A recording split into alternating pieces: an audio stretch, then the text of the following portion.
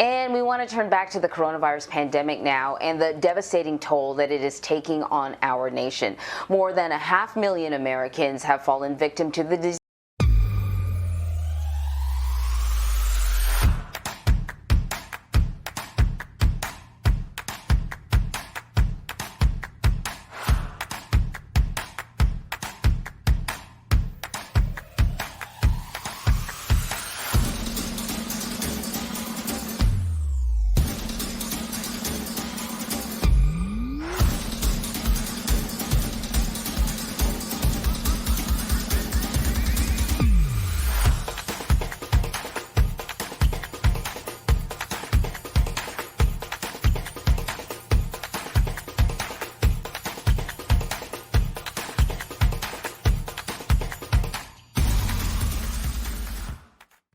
Across the globe, nearly 2.5 million people have died. So for more on this, let us bring in Dr. Susannah Hills. She's a pediatric airway surgeon and assistant professor of ENT at New York Presbyterian, Columbia University. Thank you so much for joining us. So, Doctor, we're learning more about these new variants that are spreading across the globe. Just how potent they are, just how challenging they may be. Give us an idea, give us a snapshot of what we have learned so far about them. Well, we've certainly seen in looking at the UK variant that it has an increased ability to be transmitted or to spread from person to person. And we've already seen here in the United States that the rate of this UK variant, or the number of cases, is doubling about every 10 days here. We now have 44 states, almost every state in the United States has a case reported. My guess is probably just about every state, all 50, probably have a case of this UK variant at this point. And there are about 1,600 cases so far. The variant from South Africa that is also showing up here in the US is concerning in a different way. It's also very transmissible, but it has this capacity as well to evade the vaccine-induced immunity that we're trying to get everybody to have with our Pfizer and Moderna vaccines. And so that's a really concerning finding.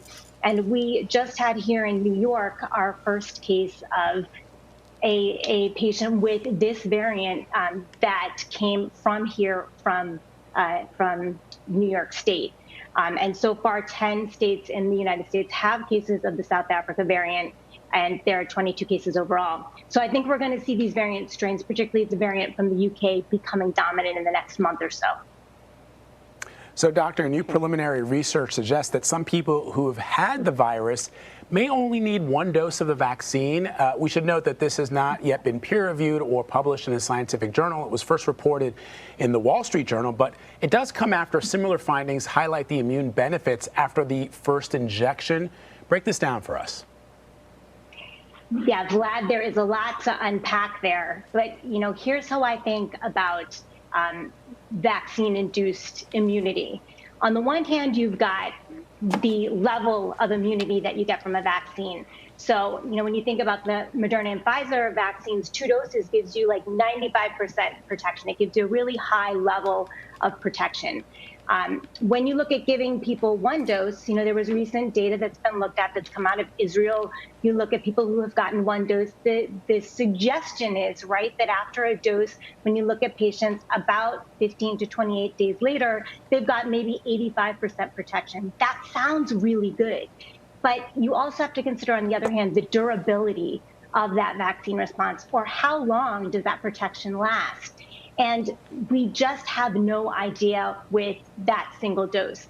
But we certainly can assume that it's going to be less than with 2 doses.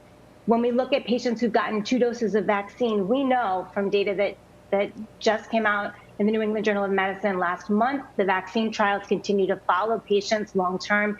At least 3 to 4 months out from getting that second dose, patients are having a really strong level of protection.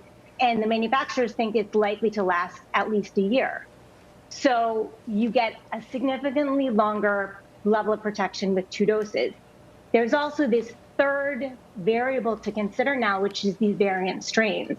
And when you get 2 doses of vaccine, you get a broader array of antibodies. So you have better protection potentially against some of these variant strains. And we know already the variants are becoming more prevalent in the United States. We know particularly with that variant from South Africa that it has a capacity to evade the vaccine response already.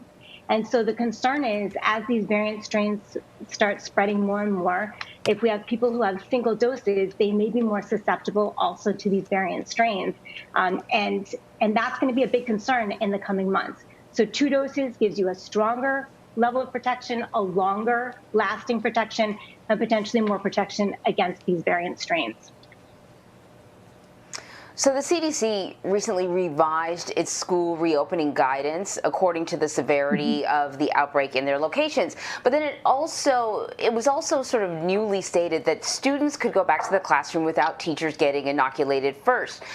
But then yesterday, and I asked people to follow along, yesterday the agency released a report that suggested it's educator-to-educator transmission followed by educator-to-student transmission resulted in a faster spread of the disease. I hope people understood what I said. But the overall question, though, for you is, what's your take? In your medical opinion, is it safe to open schools? Should teachers perhaps be pushed closer to the front of the line when it comes to inoculation? Yeah. Here's what I want people to remember about this new data that you just mentioned, Anne-Marie. They looked at these schools in Georgia. They found about 9 clusters of COVID cases from December and January of 2020 and 2021. And when they looked closely at the protective measures that were in place, they found that there were significant deficiencies in mask wearing, and the social distancing was not maintained. Many students were less than 3 feet apart. So that's what we want to remember here about this information. And it speaks to the fact that these protective measures are so important when we're reopening schools. I still believe that opening schools is safe if the protective measures are in place.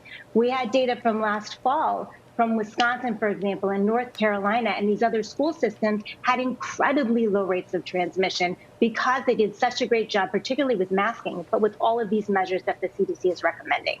So I think this is an example of, why these measures are so important and what happens maybe when there are some gaps. And I think also, as you mentioned in your lead there, we saw cases of teacher to student transmission. And so I think this conversation about, it not being able to be passed between children and adults, for example, we need to really kind of start thinking about it as, an illness that is passed from children to adults. And we're going to see more and more cases of children being infected with this virus as well. We've already had 3 million positive cases in children of this virus. As far as teachers go, I think the vaccination is incredibly important. I think they should be prioritized. We have 28 states and DC that are already prioritizing vaccines for teachers. And I think all 50 states should be doing that because, nobody should have to work in a place where they don't feel safe. All right, Dr. Hills, thank you so much as always. We appreciate it. Thanks, guys.